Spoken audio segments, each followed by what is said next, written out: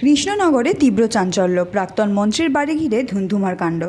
নমস্কার, আপনারা দেখছেন ট্রাভো নিউজ বাংলা, সংবাদ ভ্রমণ বিনোদন সারাক্ষণ। সঙ্গে রয়েছে আমি তানিশা। এই মুহূর্তের সবচেয়ে বড় আপডেট।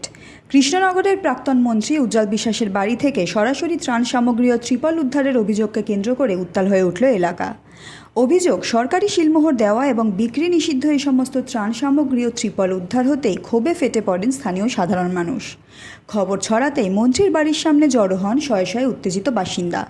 বিক্ষোভ দেখাতে দেখাতে একসময় পরিস্থিতি হাতের বাইরে চলে যায়। উত্তেজিত জনতা বাড়ির ভেতরে ঢুকে ভাঙচুর চালায় বলেও অভিযোগ।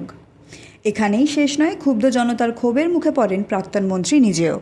তাকে লক্ষ্য করে ডিম ছুঁড়ে মারা হয় এবং ব্যাপক হেনস্থা ও মারধরের ঘটনা ঘটে।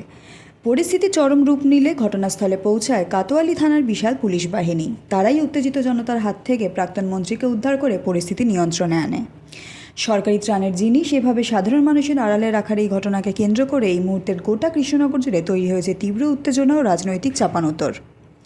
আপনারা এই বিষয়ে কী ভাবছেন? আপনাদের মতামত অবশ্যই কমেন্ট বক্সে জানান। এখনকার খবর এই পর্যন্তই। আপনারা দেখছিলেন ট্রাভো নিউজ বাংলা, সংবাদ ভ্রমণ বিনোদন সারাক্ষণ। সঙ্গে ছিলাম আমি তানিশা। দেখা হচ্ছে পরবর্তী আবার কোনো নতুন খবরের সঙ্গে।